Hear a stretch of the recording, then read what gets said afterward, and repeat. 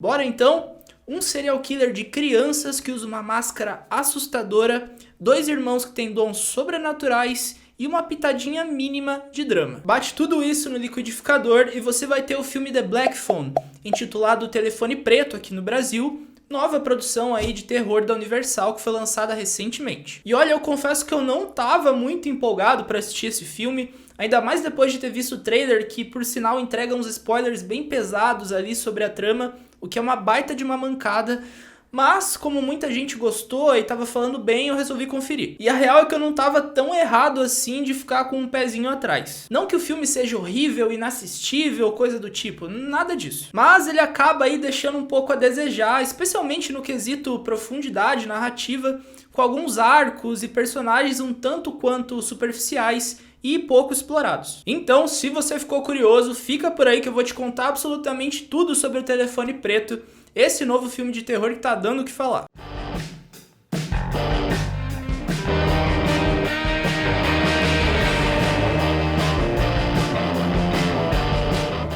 Salve galera, sejam muito bem-vindos, esse é o Story Ideias. Para você que ainda não me conhece, meu nome é Jean Foss, eu sou jornalista cultural e atualmente trabalho como editor lá no caderno Minha Série no site Tecmundo. E só lembrando, né, se você quiser conhecer um pouquinho de mim, um pouquinho mais do meu trabalho e aqui do Story Ideias, né, desse canal novo que tá nascendo, é só me seguir lá nas minhas redes sociais, que tá por aqui se eu não me engano, e na descrição do vídeo também. E sem mais delongas, hoje a gente vai falar sobre O Telefone Preto, esse novo filme de terror que tá sendo super comentado por aí, que foi dirigido pelo Scott Derrickson e roteirizado pelo Robert Cargill. Obra, aliás, que já se tornou uma das maiores bilheterias do gênero de terror em 2022. E, para você ter uma ideia, aí o filme arrecadou 100 milhões de dólares em apenas 3 semanas. Mas e aí, Gê, o que é esse tal de O Telefone Preto, afinal de contas? Eu já começo avisando que essa parte aqui do vídeo ela não tem spoilers, tá? Eu repito, não há spoilers, então pode assistir aí bem sossegado, tranquilamente, que quando eu for entrar em território de spoilers, for analisar um pouco mais detalhadamente a obra, aí sim eu aviso, beleza? Pois bem, The Black Phone, ou O Telefone Preto, como você queira chamar, se passa no finzinho dos anos 70 e acompanha o protagonista Finney Shaw, um garoto bem tímido ali de 13 anos que vive com a irmã, a espirituosa Gwen, e o pai dele, o Terrence, que tem problemas com o alcoolismo. E logo no início ali a gente já percebe como essa família, né, que é composta por esses 3 membros, ela é um pouco problemática, né, com o pai, o Terrence, aterrorizando as crianças sempre que possível, e as crianças, né, o Finney e a Gwen, tendo que lidar com alguns valentões na escola, sofrendo um pouco de bullying, e ao mesmo tempo que eles estão buscando os seus espaços, né, nessa fase tão conturbada da vida que é a infância e a pré-adolescência. E aí, meus amigos, vem a cereja do bolo, porque como se já não bastassem todas essas dificuldades, esses problemas que eu citei, ainda há um sequestrador de crianças solto ali pela cidade em que eles vivem, e inclusive alguns colegas ali da Gwen e do Finney têm sumido repentinamente. What's new? The flyer. Então há um clima bem pesado ali na trama, né, com todo mundo se sentindo meio inseguro, vulnerável, e especialmente as crianças, né, que são os alvos desse tal sequestrador. E eis que, adivinha só, o Finney, nosso protagonista, é sequestrado também por esse criminoso, que aqui é interpretado pelo Ethan Hawke, e sim, é o Ethan Hawke, aquele de Antes do Amanhecer, de Cavaleiro da Lua, enfim, você vai lembrar dele. E aqui no filme ele é um mágico, né, ele se passa por um mágico que anda por aí todo caracterizado, assim, de uma maneira bem assustadora. Pra completar, ele ainda anda numa van preta ali que tá cheia de balões pretos dentro. Um pouco suspeito, né? Pois é, só um pouquinho. A partir daí, o Finney ele é levado ali para um cativeiro à prova de som, né? Onde ele é mantido refém por esse assassino. E além de um colchão, de um vaso sanitário e de uma pequena janelinha ali onde ele consegue um pouco de claridade, há, digamos, um item curioso ali naquele quarto. Sim, é o tal telefone preto que não deveria funcionar ali de acordo com o sequestrador, mas, adivinha só, ele funciona. E é aí que entra o twist do filme, porque quem liga pro Finney ali naquele telefone preto não são pessoas comuns, mas sim as vítimas anteriores do serial killer ali, do assassino, que começam a passar dicas ali pro protagonista, a fim de que ele consiga escapar aí desse tormento antes que seja tarde demais. E atenção, nós estamos oficialmente entrando na área de spoilers agora. Lembra que eu falei que eu te avisaria? Então, se você não quer pegar nenhum spoiler aí de O Telefone Preto, sai desse vídeo agora, salva ele pra assistir depois e, enfim, depois a gente conversa, beleza? Bom, vamos começar a desconstruir um pouco a narrativa e os arcos de O Telefone Preto. Primeiramente, eu posso dizer que os 3 atos do filme eles são bem definidos, né, bem estruturados e bem fáceis de identificar. Inclusive, eles são bem padrões ali e realmente seguem à risca aquilo que a gente já está acostumado a ver. No ato 1, então, nós temos ali a apresentação dos personagens, das relações entre eles, do universo do filme como um todo e, claro, do problema, né, que é a presença do serial killer. É aqui que nós descobrimos, inclusive, os dons sobrenaturais da Gwen, né, a irmã mais nova ali do Finney, que tem algumas visões e revelações por meio dos sonhos dela. Dons, aliás, que teriam sido herdados da mãe, né, que acabou tirando a própria vida justamente por conta deles. What if I could help the police find Finney?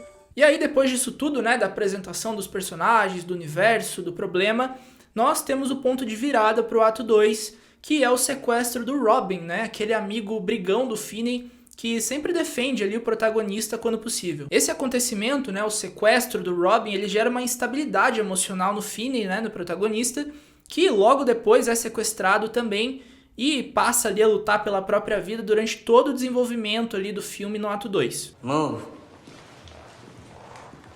Já o ponto de virada para o ato 3, né, que é a parte final do filme, acontece também com a participação do Robin, né, que é quando ele liga para o Finney lá através do telefone preto, e o Finney já tá ali quase desistindo de lutar, enfim, já tá meio desesperançoso, mas o Robin fala para ele que ele precisa se impor, que ele precisa lutar e se defender antes que seja tarde demais. E é a partir desse ponto que o Finney bola todo aquele plano lá para conseguir derrotar o vilão e sair vitorioso, dando fim ao filme. Enfim, é uma estrutura de roteiro um pouco padrão, assim, sem grandes reviravoltas ou plot twists, mas que cumpre bem o seu papel ali ao contar a história de uma maneira linear e fácil de entender, apesar da falta de ousadia. Agora, falando rapidinho da direção de O Telefone Preto, eu achei uma direção bem competente, né, bem ok ali, mas que também não acrescenta muito a narrativa de uma maneira geral. A fotografia mais fria, mais escura, típica dessas novas produções de terror, né, desses filmes mais modernos, ela ajuda bastante na composição da atmosfera, o que foi um acerto. Especialmente aquele filtro de sépia, né, que pinta o filme todo e que condiz bastante com a época em que se passa O Telefone Preto, que é a década de 70. What'd you put in that? Salt and pepper. Contudo, porém, todavia, o filme ali, especialmente em termos narrativos, ele me passa uma sensação de que estamos seguindo a cartilha. Parece que faltou um pouquinho de esforço e de ousadia para que O Telefone Preto se destacasse mais e se tornasse uma obra mais memorável, né, dentro desse gênero de terror que já explorou tantas e tantas ideias. Mas, como eu disse, O Telefone Preto não é um filme terrível, inassistível, qualquer coisa do tipo. Nada disso. Tem uma cena, por exemplo, que eu achei muito boa, assim, muito boa mesmo, que é aquela em que o Finney sai do cativeiro dele numa armadilha criada pelo próprio sequestrador, que acaba deixando a porta aberta ali para que o Finney saia e tal. Você vai lembrar dessa cena, né? E aí o Finney sai, mas o sequestrador tá dormindo numa cadeira. Essa cena em específico cria uma tensão muito interessante ali, porque trabalha com alguns elementos que são essenciais para filmes de terror e suspense, como, por exemplo, a imprevisibilidade, já que o sequestrador pode acordar a qualquer momento, escassez de tempo, porque o Finney tem que acertar lá a combinação do cadeado que abre a porta e o tempo só tá se esgotando, e medo, claro, porque a gente fica aterrorizado com a possibilidade de o sequestrador acordar e matar o garoto. E tudo isso é muito bem retratado ali, inclusive num movimento de câmera muito legal, em que a gente vê o Finney em primeiro plano e o sequestrador dormindo na cadeira em segundo plano. E aí o foco vai trocando ali entre um personagem e outro, criando uma tensão ali, um nervosismo absurdo, até que o Finney consegue escapar e estoura, né, aquela bolha de tensão em que a gente estava. E aí quando você acha que ele realmente tem uma chance ali de escapar, ele é capturado de novo, e aí a gente volta lá pro início da fila e tem aquela quebra total de expectativa. Enfim, foi de longe a minha cena favorita de O Telefone Preto, e mostra como havia bastante potencial ali dentro da obra, caso mais cenas como essa fossem exploradas. Porque a verdade é que na maior parte do filme, eu não me senti mais como eu me senti nessa cena em específico, em que eu tava super nervoso, tenso, e eu fui basicamente do céu ao inferno em questão de segundos. E essa montanha-russa emocional é sempre muito bem-vinda dentro de produções de terror e suspense. Para completar, eu também quero falar sobre alguns arcos de personagens. Começando pelo vilão do Ethan Hawke, que eu achei pouquíssimo valorizado. Porque assim, esse vilão deveria ser ali um dos maiores chamarizes do filme. Inclusive, boa parte do marketing, né, de O Telefone Preto foi feita em cima desse vilão. This face? Mas conforme o filme vai andando ali, a trama vai passando, eu comecei a ficar com aquela sensação de que o vilão, aquele vilão específico, só tá ali porque a trama precisa de um vilão, entende? Parece que se fosse qualquer outra figura ali não faria tanta diferença. E eu digo isso por quê? Porque além de usar aquela máscara ali que realmente dá medo, né, que ele vai trocando de acordo com o humor dele e tal, e de soar amedrontador, né, o Ethan Hawke fez um bom trabalho ali.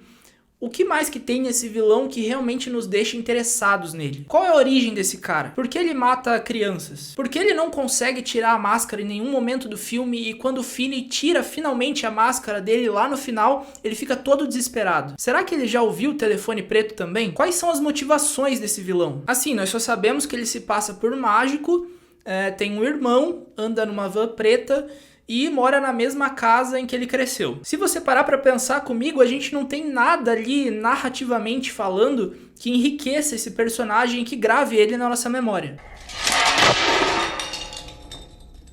No fim, eu acabei ficando com a impressão de que ele só tem um visual legal e é isso. E por falar no vilão, me incomodou muito o fato do irmão dele, o Max, não fazer ideia de absolutamente nada do que tá acontecendo, não desconfiar do irmão dele, enfim, considerando que ele passa boa parte do tempo dele investigando os sumiços das crianças. Ah, e detalhe, eles moram na mesma casa. Então, o que ficou parecendo pra mim é que a função narrativa desse irmão, do Max, é quase nula, assim, só cria meio que uma rachadura ali no roteiro. Eu realmente não consegui entender a função, né, dele ali, do Max, dentro da trama, e tanto que o maior ato dele é ser assassinado, né, pelo próprio irmão, né, porque além disso ele realmente não adiciona muito à narrativa. I was really starting to like you, Finney. E pra finalizar, bora encerrar falando um pouco ali da família principal. Eu gostei bastante da figura do pai ali, do papel do Terrence, porque ele é mais do que simplesmente uma figura autoritária que tá ali pra criar barreiras pras crianças. Pelo contrário, né, ele se mostra um homem bem triste ali, com traços até depressivos,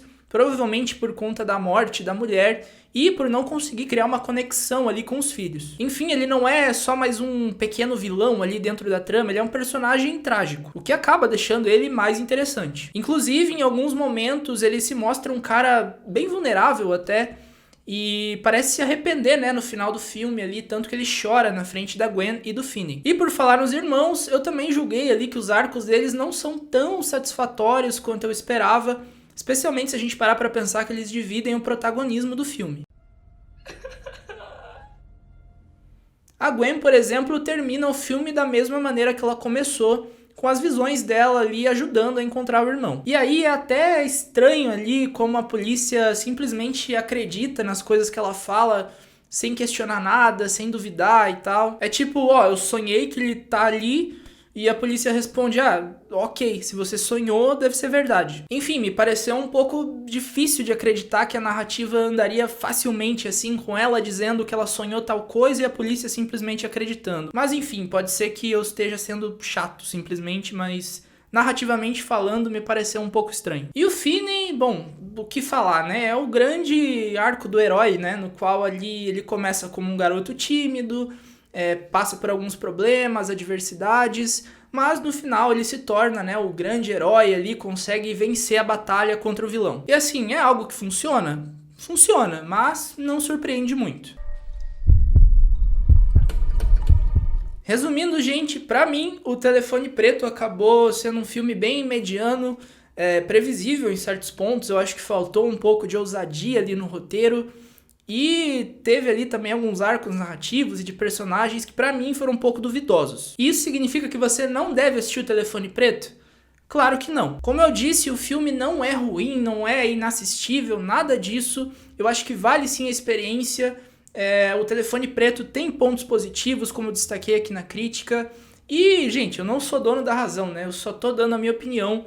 E se você quiser formar a sua, como eu acho que você deve, você só vai conseguir assistindo o filme. E a minha nota pro filme é 2,5 de 5. Muito bem, a gente vai ficando por aqui hoje. Mais uma vez, muito obrigado por assistir esse vídeo até o final. Não se esqueça, por favor, de se inscrever aqui no canal, porque ele só tá começando, então eu preciso muito da sua ajuda.